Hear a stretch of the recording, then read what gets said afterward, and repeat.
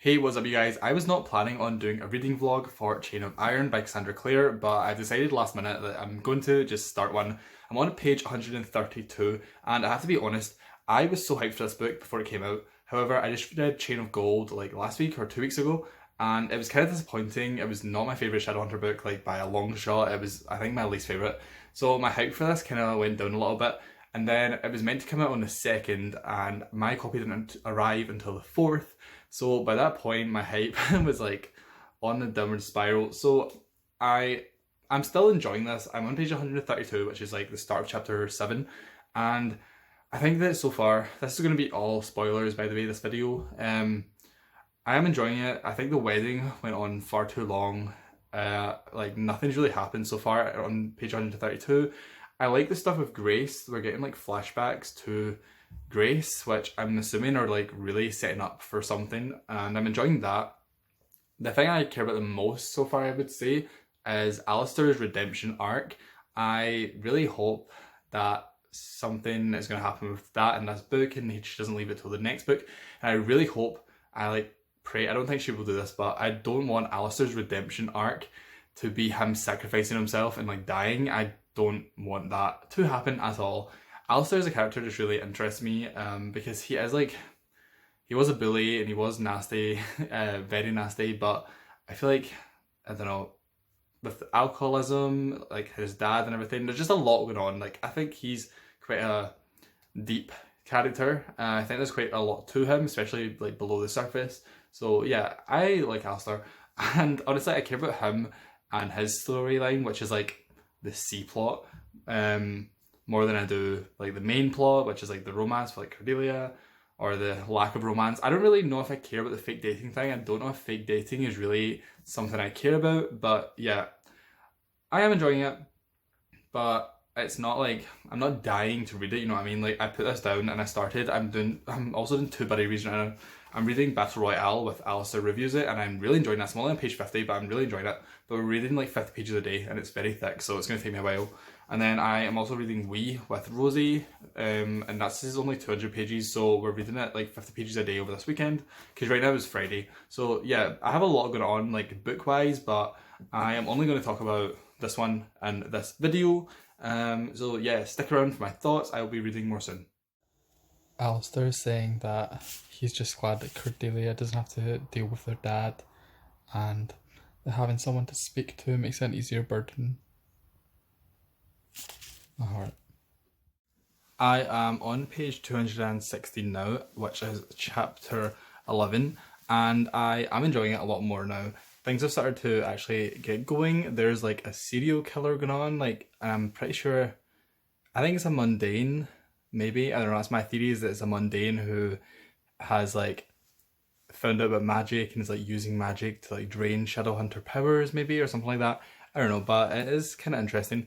And then also I have to say, James and Cordelia are growing on me. There was a cute scene after he had one of his crazy dreams when she went into his bedroom and, you know, woke him up.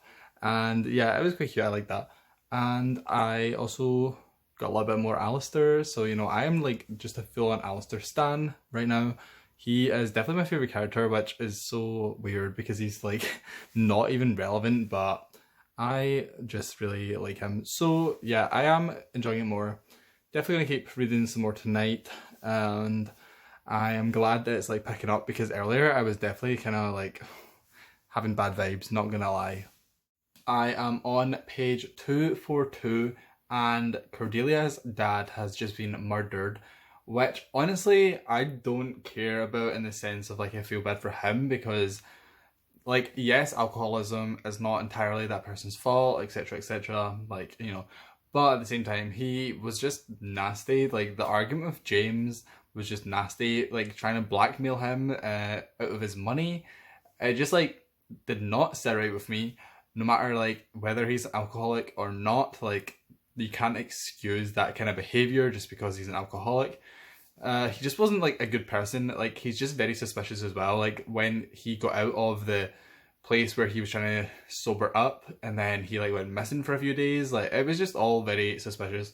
But anyway, I do feel really bad for Cordelia's mother because she is literally pregnant, and I am thinking like her mother must be like pretty old because Cordelia and Alistair are like 20-ish, I think. I don't really know what age they're meant to be, but I feel like Alistair is maybe like 20 and she's like 19. I don't know.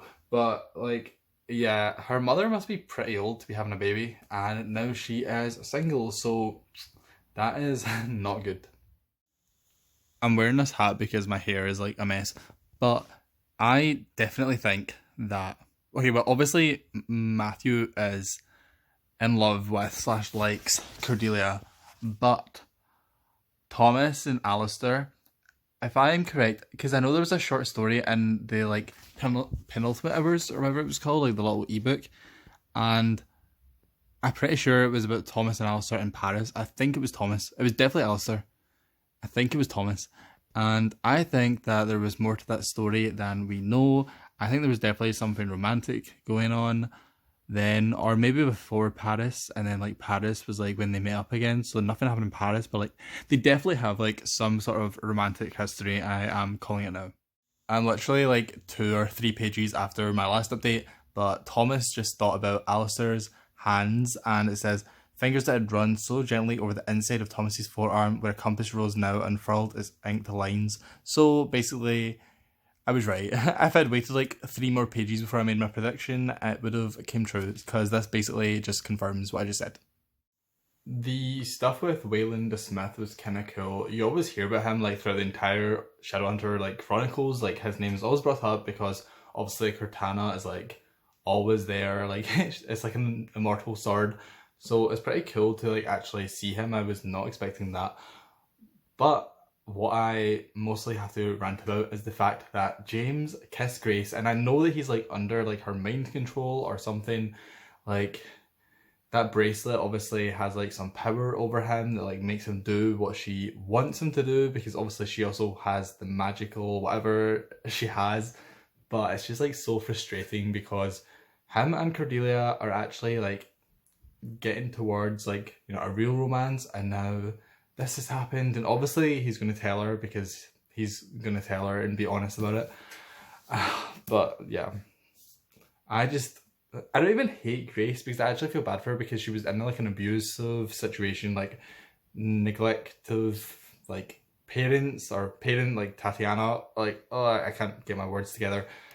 But yeah, so I don't really hate Grace, but like I really don't like her. Oh, I don't know. I kind of like her. I don't know. My thoughts on Grace are very complicated. I need to think them out. I am on page 400 now, and I have some thoughts. So, first of all, Thomas discovered the body of Mrs. High something right as she'd been murdered. Like, her final words were to Thomas, and then obviously he got caught, like, over her body and got accused of being the murderer, which is, like, such a funny common trope, but I actually really like that trope. I think it's kind of fun because it's like, you know, the person isn't the murderer, and it's just like, it's kind of frustrating but in a fun way when everyone else thinks they are, although obviously his friends don't and stuff, but you know, like the normies.